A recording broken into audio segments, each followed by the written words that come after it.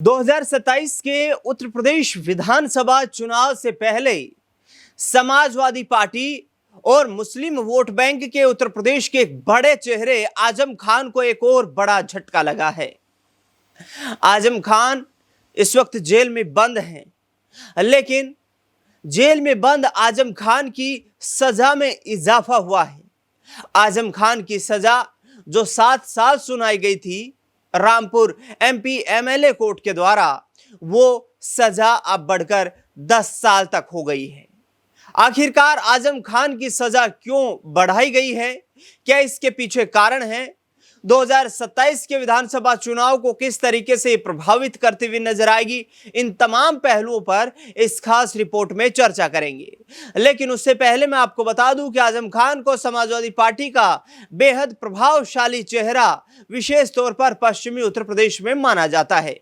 बड़े मुस्लिम vote bank के राजनेता होने के नाते आजम खान नेताजी मुलायम सिंह यादव के हम राजनीतिक साथी रहे और जिस तरीके से आजम खान को बड़े मुस्लिम राजनेता के तौर पर मुलायम सिंह यादव ने उत्तर प्रदेश की राजनीति में स्थापित किया, उसी परंपरा को, उसी विरासत को अखिलेश यादव भी आगे बढ़ाते हुए नजर आए। लेकिन पिछले करीब 10 सालों से समाजवादी पार्टी उत्तर प्रदेश की सत्ता से नदारद है, यानी कि अखिलेश यादव सत्ता पाने के लिए संघर्ष करते हुए नजर आ रहे हैं। पिछले 2 टर्म में लगातार भारतीय जनता पार्टी ने बड़ी जीत दर्ज करके उत्तर प्रदेश में अपना मजबूत सियासी दबदबा कायम रखा है। लेकिन 2024 के लोकसभा चुनाव के नतीजों ने बीजेपी को उत्तर प्रदेश में डेंट जरूर दिया। क्या 2027 के विधानसभा चुनाव में भी वैसा ही कुछ देखने को मिलेगा, या 2024 के लोकसभा चुनाव के नतीजों से बड़ा सबक लेकर भारतीय जनता पार्टी तीसरी बार जीत की हैट्रिक यूपी में लगाने का काम करने वाली है? बहरहाल लौटते हैं वापस आजम खान के मुद्दे पर कि आखिरकार आजम खान की सजा को क्यों बढ़ाया गया है।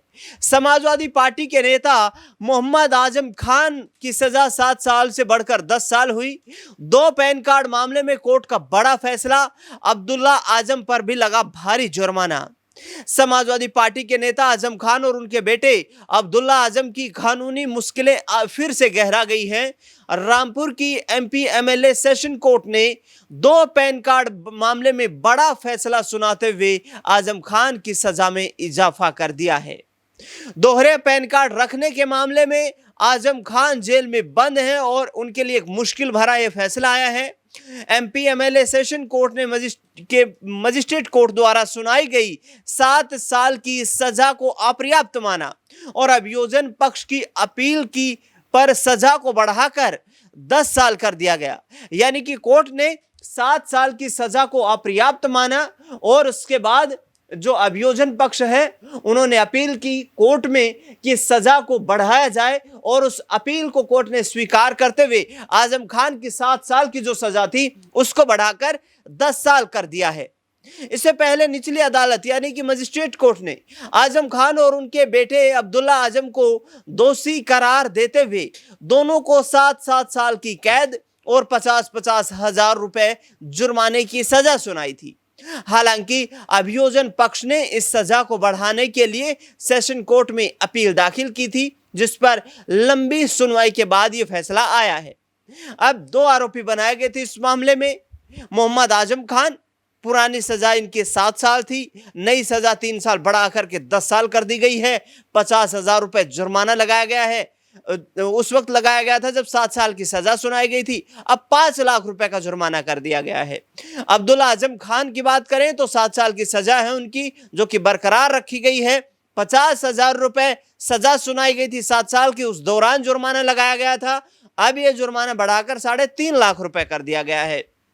पक्ष और विपक्ष की इस विशेष विषय पर क्या प्रतिक्रिया रही, उस प्रतिक्रिया पर भी ध्यान केंद्रित करते हैं। सहायक जिला शासकीय अधिवक्ता सीमा सिंह राणा ने बताया, अभियोजन पक्ष की ओर से पैरवी कर रही सीमा सिंह राणा ने कोर्ट के फैसले को न्याय की जीत बताया। उन्होंने दलील दी कि धोखाधड़ी और संवैधानिक दस्तावेजों के साथ हेराफेरी के मामले में कड़ी सजा की जरूरत थी, जिसे कोर्ट ने स्वीकार किया है।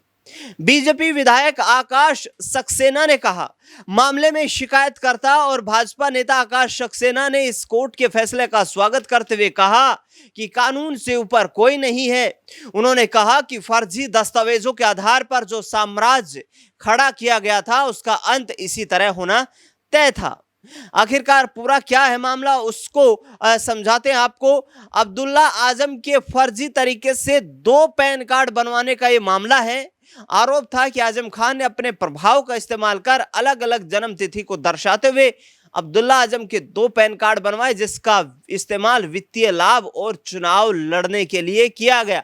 तो ये पूरा मामला था जिसमें दोनों बाप बेटे आजम खान भी और अब्दुल्ला आजम दोनों ही अब सजा काट रहे हैं और आजम खान की जो 7 साल की सजा थी उसको तो बढ़ाकर 10 साल तक कर दिया गया है। पिछले साल आजम खान जो है वो जेल से रिहा भी हुए थे। उस दौरान उन्होंने कहा था कि मैं अपनी टांगे बचाता हुआ फिर रहा हूं, यानी कि सरकार मुझे निशाना बना रही है। अब राजनीतिक तौर पर आजम खान का परिवार उतना सक्रिय नहीं है क्योंकि जेल में है। तो आखिरकार समाजवादी पार्टी की राजनीति पर इसका क्या प्रभाव पड़ेगा? जाहिर तौर पर बड़े मुस्लिम राजनेता हैं, तो इस आधार पर वोट बैंक प्रभावित तो हो सकता है। लेकिन समाजवादी पार्टी ने मुस्लिम वोट बैंक को साधने के लिए, मुस्लिम वोट बैंक में अपना प्रभाव बरकरार रखने के लिए एक बड़ा फैसला किया पिछले साल। दरअसल जिस तरीके से नसीमुद्दीन सिद्दीकी को लेकर के चर्चाएं रही और उसके बाद 2026 के आते आते नसीमुद्दीन सिद्दीकी ने समाजवादी पार्टी को ज्वाइन कर लिया। वो नसीमुद्दीन सिद्दीकी जो बसपा सरकार में मायावती के राइट हैंड रहे, कैबिनेट मंत्री रहे और एक बड़ा प्रभावशाली चेहरा माने गए, उन्होंने संकल्प लिया कि 2027 में पीडीए की जीत सुनिश्चित करना है और इसी को देखते हुए माननीय राष्ट्रीय अध्यक्ष समाजवादी पार्टी अखिलेश यादव को मुख्यमंत्री बनाना है। यह अपील वो करते हुए नजर आए लोगों से कि लोग अधिक से अधिक जुड़े समाजवादी पार्टी के साथ और इस पीडीए बदलाव की मुहिम में शामिल हो जाएं। लेकिन आजम खान की राजनीतिक सियासत के मुकाबले नसीमुद्दीन सिद्दीकी क्या समाजवादी पार्टी के उतने प्रभावशाली चेहरे होंगे? इस पर हमने अपने वरिष्ठ सहयोगी अमन जी से जानने का प्रयास किया। उन्होंने विस्तार से क्या कुछ बताया, सुनिए जरा। देखिए दिनेश जी, अगर हम उत्तर प्रदेश की बात कर रहे हैं तो बिल्कुल इसमें कोई दो मत नहीं होना चाहिए कि मुस्लिम वोटर जो है वो किसी भी पार्टी के लिए अगर वो उसके हक में जाता है तो सत्ता में लाने की उसकी बड़ी भूमिका रहती है। इसीलिए आप देखेंगे समाजवादी पार्टी में जिस तरह से आजम खान का प्रभाव कम हुआ तो वहीं उनको ज़रूरत थी एक ऐसे नेता की जो मुस्लिमों को लेकर एक तरीके का एक माहौल क्रिएट कर सके और समाजवादी पार्टी को इसका फ़ायदा होता हुआ दिखाई पड़े। चूँकि नसीमुद्दीन सिद्दीकी एक वो चेहरा है जिन्होंने बसपा के अंदर रहते हुए बसपा को बहुत ज़्यादा मजबूत किया था और ये वही नसीमुद्दीन सिद्दीकी है जो 2007 में सबसे बड़े मास्टरमाइंड थे, सबसे बड़ा प्लान और सबसे बड़े समीकरण के कर्ता धर्ता थे। और इन्हीं की वजह से कहा जाता है कि बीएसपी ने उत्तर प्रदेश के अंदर अपनी पूरी बहुमत की सरकार कहीं ना कहीं बनाई थी। तो यहाँ पर अगर वो अब सपा के अंदर हैं और जैसा कि हम लगातार देख रहे हैं कि आजम खान का प्रभाव न सिर्फ कम हो रहा है बल्कि तमाम तरह का दबाव उनके ऊपर बढ़ता हुआ दिखाई पड़ता है। उनकी सज़ा में न सिर्फ बढ़ोतरी हो रही है बल्कि कई मामलों में उनकी सज़ा जो है वो मुकर्रर होती हुई दिखाई पड़ती है। तो ऐसे में अब यहाँ सबसे बड़ा और महत्वपूर्ण जो प्रश्न है समाजवादी पार्टी के सामने कि जो मुस्लिम वोट बैंक जो उनके हक में रहा है वो कैसे उनके साथ में रहे, क्योंकि यहाँ पर बीएसपी भी लगातार मोर्चाबंदी कर रही है, लगातार एक्टिव होती हुई दिखाई पड़ती है। और जिस तरह से मायावती अब तमाम जो बीएसपी के पदाधिकारी उनसे मुलाकात कर रही हैं और ये प्रयास हो रहा है कि किसी तरह से बीएसपी को दोबारा मजबूत किया जाए। तो ऐसे में अब तक बीएसपी का भी जो कह सकते हैं कॉन्सेप्ट है वो ये रहा है कि दलित और मुस्लिम अगर वोटर्स उनके हक में रहें तो उनके लिए बेहतर रहेगा, क्योंकि सरकार बनाने के लिए इन दोनों का साथ बहुत ज़रूरी है। वहीं अगर हम समाजवादी पार्टी की बात करें तो समाजवादी पार्टी को भी पता है कि अगर मुस्लिम वोटर्स और दलित, क्योंकि पीडीए का नारा वो देते हुए दिखाई पड़ते हैं, अखिलेश यादव ने कुछ दिनों पहले कहा भी कि भाई 95% जो आबादी है